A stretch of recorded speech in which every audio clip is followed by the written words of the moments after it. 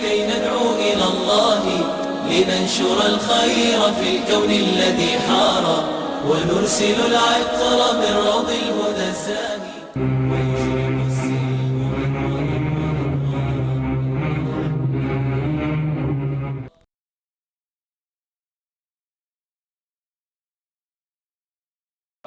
جو سلسلہ ہے وہ حضور سے جا ملتا ہے اوپر جا کے، اور آپ وہ عام الفیل جو گزرا تھا پہاڑیوں اور کعبہ شریف پہ جو حملہ کیا گیا تھا ہاتھیوں کی مدد سے، تو اس واقعے کے 13 سال بعد حضرت عمر فاروق آپ کی ولادت ہوئی۔ آپ کے زمرے میں رسول اکرم صلی اللہ علیہ وسلم نے دعا فرمائی تھی، اور آپ نے کیا دعا فرمائی؟ آپ نے اللہ کی بارگاہ میں عرض کی، اے اللہ عمر بن خطاب اور عمرو بن حشام ان دونوں میں سے کسی ایک کے ذریعے اسلام کو عزت نصیب فرما۔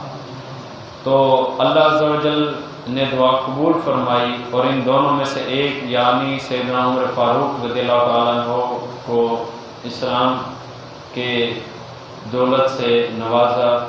تو آپ کے قبول اسلام کا واقعہ میں کوشش کرتا ہوں مختصر آپ کو بیان کروں۔ معاملہ یہ ہوا کہ کفار مکہ جب بیٹھے اپنے ایک مجمع میں، اور انہوں نے کہا کہ دین اسلام تو جو ہے پھیلتا جا رہا ہے، اور اب کسی طریقے سے اس کو کمزور کیا جائے، اور اس کا بہترین طریقہ یہ انہوں نے سوچا کہ ان کے جو لیڈر ہیں، سردار ہیں، اسی کو جو ہے نعوذ باللہ قتل کر دیا جائے۔ تو ان کا یہ ذہن بنا کہ حضرت محمد مصطفیٰ صلی اللہ علیہ وسلم کو نعوذ باللہ قتل کیا جائے۔ تو اب بات تو چل پڑی کہ قتل کیا جائے، لیکن سوال یہ اٹھا کہ کون قتل کرے؟ تو اس پہ اعلان کیا گیا مجمع میں کہ ہے کوئی بہادر جو نعوذ باللہ محمد صلی اللہ علیہ وسلم کو قتل کرے؟ تو اس پہ عمر بن خطاب رضی اللہ تعالیٰ عنہ اٹھے، اسلام لانے سے پہلے کی بات ہے، آپ اٹھے اور آپ نے کہا میں قتل کروں گا نعوذ باللہ۔ تو اس پہ کیا ہوا کہ مجمع میں سے چند حضرات نے کہا ہاں تم قتل کر سکتے ہو، حالانکہ اصولاً دیکھا جائے تو لاکھوں عمر غیر مسلم اگر حضور کے سامنے آ جائیں پھر بھی حضور سے لڑ نہیں سکتے، چونکہ حضور نے فرمایا کہ جب کوئی شخص میری طرف غلط نیت سے آتا ہے تو کئی کلومیٹر دور یعنی کئی فاصلے پہ اس کے دل میں میرا رعب اور دبدبہ بٹھا دیا جاتا ہے۔ تو مقصود یہ تھا، یہ ان لوگوں کا کہنا تھا کہ بے شک تم ہی ان کو قتل کر سکتے ہو، حالانکہ ایسی بات ہے نہیں۔ اچھا مقصود کیا کہ حضرت عمر رضی اللہ تعالیٰ عنہ آپ نے تلوار اٹھائی اور چل پڑے۔ رستے میں نعیم نامی ایک شخص سے ملاقات ہوئی، اور وہ نعیم جو تھے وہ اسلام لا چکے تھے لیکن انہوں نے بھی ظاہر نہیں کیا تھا۔ تو اس پہ کیا ہوا کہ اس شخص سے ملاقات ہوئی، اس نے کہا عمر کہاں جا رہے ہو؟ تو آپ نے کہا میں تو جو ہے محمد کو قتل کرنے جا رہا ہوں اعوذ باللہ۔ تو اس پہ اس نعیم نے کہا کہ اگر ان کو قتل کر دیتے ہو تو ان کے قبیلوں سے کیسے بچو گے؟ بلا شبہ اگر ایک برادری کے ایک بچے کو اگر کوئی قتل کر دے یا فرد کو جوان کو کوئی قتل کر دے تو بلا شبہ وہ پوچھتے تو ہیں، کیس کرواتے ہیں، پنچایتیں بٹتی ہیں۔ تو اسی لیے اس نے کہا کہ ان کے قبیلوں سے کیسے بچو گے؟ تو اور وہ تو تمہیں نہیں چھوڑیں گے۔ یہ بات سنی عمر نے تو اس نے کہا اچھا مجھے لگتا ہے تم بھی جو ہے اپنا دین چھوڑ چکے ہو باپ دادا والا۔ تو اس پہ دونوں میں لڑائی شروع ہونے لگی۔ تو نعیم نے کہا ٹھیک ہے میں بلا شبہ مسلمان ہو چکا ہوں۔ دونوں نے تلوار سنبھالی اور قریب تھا کہ دونوں حضرات لڑ جاتے، لیکن نعیم نے کہا کہ جناب آپ پہلے اپنے گھر کی تو خبر لیں، وہاں پر آپ کی بہن اور آپ کے بہنوئی دونوں اسلام لا چکے ہیں۔ تو اس پہ عمر پاک جو ہے وہ تھوڑا غصے ہوئے، آپ سیدھا گھر پہنچے اور وہاں دروازہ کھٹکھٹایا۔ اب اندر کا کیا منظر ہے ذرا غور سے سماعت فرمائیے۔ گھر کے اندر ایک تو حضرت عمر پاک کی بہن ہے، ایک آپ کے بہنوئی، اور ایک حضرت خباب رضی اللہ تعالیٰ عنہ ایک صحابی رسول جو وہاں آ کر ان دونوں کو قرآن شریف پڑھا رہے ہیں۔ اب معاملہ یہ ہوا کہ جب دروازہ کھٹکا تو بلا شبہ حضرت خباب جو تھے وہ گھر کے کسی کونے میں چھپ گئے، ٹھیک ہے۔ اب منظر کیا ہے کہ حضرت عمر داخل ہوئے اور آپ نے اپنی بہن سے پوچھا کہ جو ہے تم یہ کیا پڑھ رہے تھے، مجھے کس چیز کی آواز آ رہی تھی؟ بہنوئی نے جو ہے بات ٹال مٹول میں پھیر دی، لیکن حضرت عمر نے کہا کہ تم یہ بتاؤ کہ میرے سننے میں ہے کہ تم دونوں مسلمان ہو چکے ہو، باپ دادا کا دین چھوڑ دیا ہے۔ انہوں نے کہا ہاں باپ دادا کا دین جھوٹا ہے اور یہ جو دین جو لے کے آئے حضرت محمد صلی اللہ علیہ وسلم یہ سچا ہے۔ تو اس پہ یہ سننا ہی تھا کہ حضرت عمر اپنے بہنوئی پہ ٹوٹ پڑے اور اس کی داڑھی جو ہے وہ پکڑ کر کھینچی اور زمین پر پٹک کر اس کو مارا۔ اس پر ظاہر سی بات ہے اب یہ جن کو مار رہے ہیں وہ آپ کے تو بہنوئی ہیں لیکن آپ کی بہن کے تو شوہر ہیں، تو وہ ادھر آئی اس لڑائی کی طرف اور حضرت عمر نے کیا کیا، آپ نے اس کو جو ہے گھوسا مارا، ٹھیک ہے، چہرے پہ، اور وہاں سے خون نکلنا جاری ہو گیا۔ اب لیکن بہن بھی عمر کی تھی، انہوں نے کیا کہا، انہوں نے کہا کہ تم ہمیں مار مار کر ہمارے جسم سے خون کا ہر قطرہ نکال لو، یہ ہو سکتا ہے، لیکن ہمارے دل سے ایمان کا نور نکال لو، یہ نہیں ہو سکتا۔ اور ساتھ ہی آپ کی بہن نے کلمہ شریف جو ہے وہ دوبارہ پڑھا، دوسرا کلمہ شریف، اور جس کا ترجمہ میں گواہی دیتا ہوں کہ اللہ کے سوا کوئی معبود نہیں اور محمد اللہ تعالیٰ کے بندے اور اس کے رسول ہیں۔ اور پھر آپ کی بہن نے کہا تجھ سے جو ہو سکے کر لے، کیونکہ بلا شبہ دل میں ایمان کا نور سب سے زیادہ مہنگی چیز ہے۔ بندے سے دولت چھین جائے، اولاد والدین کی دولت اللہ چونکہ دیتا ہے وہ لے جائے، لیکن اگر وہ دل سے ایمان لے جائے یہ سب سے مہنگی چیز ہے انسان کے لیے۔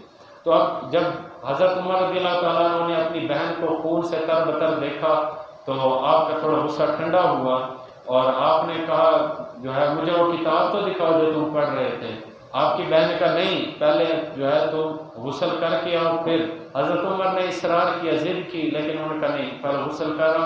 باقاعدہ حضرت عمر غسل کر کے آئے، اس کے بعد آپ نے وہ کتاب دی، قرآن شریف کا وہ حصہ سورہ طٰہٰ اس میں موجود تھی، اور حضرت عمر نے اس کو پڑھنا شروع کیا، کلام الہی پڑھ رہے ہیں، اور حتیٰ کہ آیت نمبر 14 سورہ طٰہٰ کی اس پہ پہنچے جس میں ہے کہ اننی انا اللہ لا الہ الا انا فاعبدنی واقم الصلاۃ لذکری، جس کا ترجمہ ہے بے شک میں اللہ ہوں، میرے علاوہ کوئی معبود نہیں، تو میری عبادت کرو اور میری یاد کے لیے نماز قائم کرو۔ تو حضرت عمر نے جب یہ آیت پڑھی تو آپ نے کہا کہ حضرت عمر محمد صلی اللہ علیہ وسلم کی خدمت میں مجھے لے چلو۔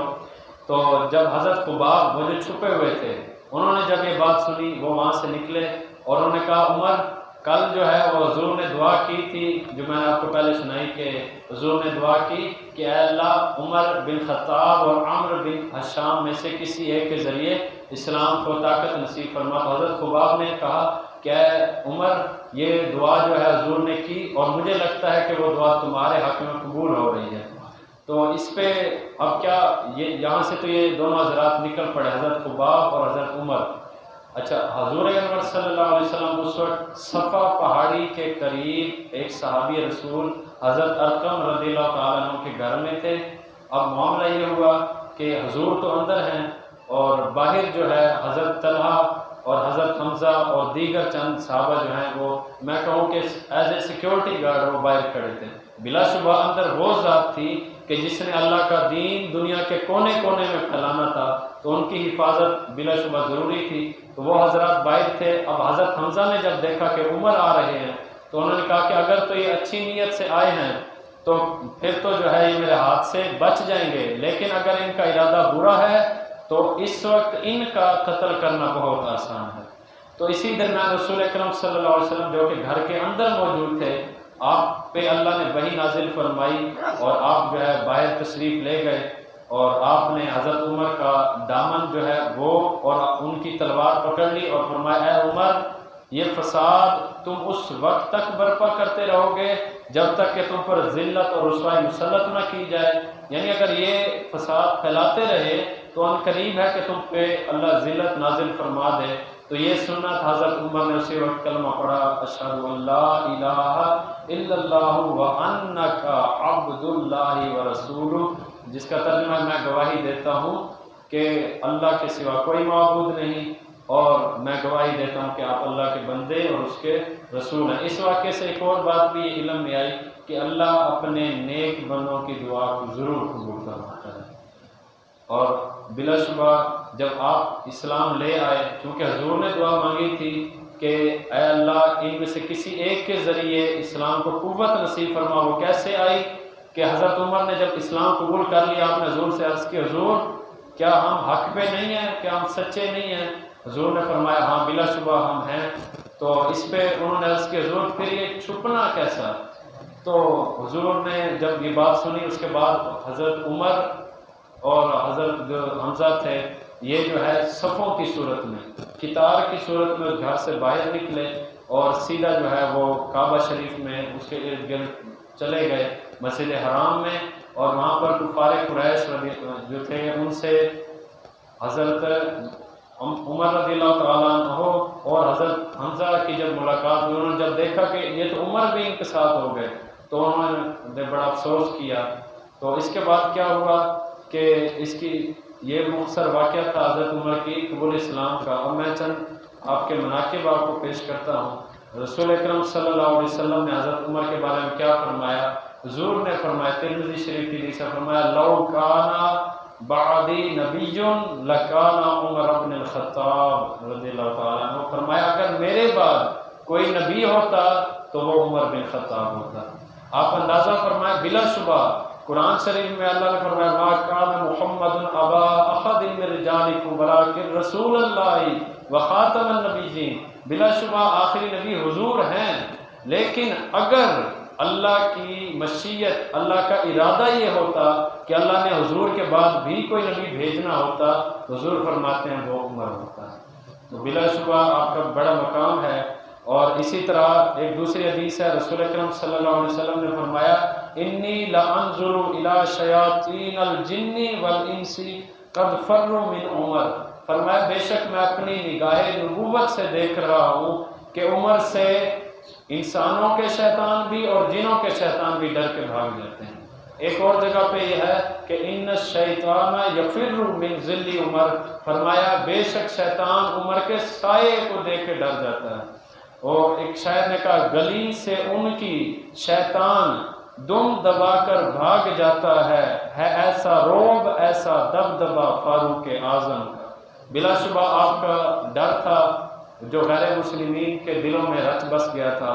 اور اس کے علاوہ ایک خواب ہے حضور کا، یہ پیش کرنے کے بعد میں ایک واقعہ پیش کروں پھر اجازت۔